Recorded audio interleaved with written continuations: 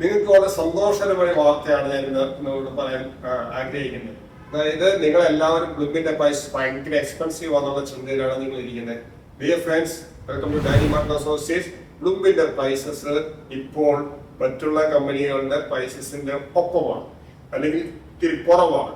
For example, ഇപ്പം കോഡ്രോർ എണ്ണ നമ്മുടെ സ്റ്റാൻഡേർഡ് എന്നത് ഇത്രയും കാലം 1000 രൂപയോളം കൂടുതലായിരുന്നു. പക്ഷെ ഇപ്പോ കഴിഞ്ഞ മാസം ബ്ലൂം 1000 rupees ഒരൊറ്റ റണ്ണറിൽ കുറച്ചു.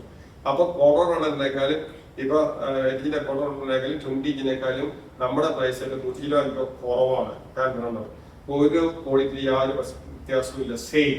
അടുത്തത് ടാൻഡം ബോക്സിന്റെ പ്രൈസ് ഈക്വൽ ആയിട്ടുള്ള ബ്ലൂമിന്റെ പ്രൈസ് മറ്റേ കമ്പനി പ്രത്യേകിച്ച് HHന്റെ പ്രൈസ് നോക്കുമ്പോൾ ആസിന്റെ കൂടെ നോക്കുമ്പോൾ 200 രൂപ കുറവാണ്. ഇനി ലിഫ്റ്റപ്പിന്റെ കേസിൽ അവൻഡോസിന്റെ കേസിൽ ബ്ലൂമിന്റെ കോമ്പറ്റീഷന്റെ തന്നെ ഇല്ലെന്ന് പറയാം. അത്രത്തോളം എന്താണ് വീട്ടിലെ കോമ്പറ്റീഷൻ പ്രൊഡക്റ്റ് ആണ് ബ്ലൂമിന്റെ അവൻഡോസ്. പിന്നെ വേറെ എന്താ വെച്ച് കഴിഞ്ഞാൽ ലെഗ്രാപോസ് പ്രീമിയം ഡ്രോ സിസ്റ്റം വരുമ്പോൾ വെറും 1000 രൂപയുടെ 1000 രൂപയുടെ വ്യത്യാസം ഒരു ഡ്രോയില് എന്താ പറയുക ബ്ലൂമിന്റെ അല്ലെങ്കിൽ HHന്റെ ആയിട്ടുള്ളൂ. അത് പ്രീമിയം ആണെന്നോർത്തോളം ഏറ്റവും പ്രീമിയം.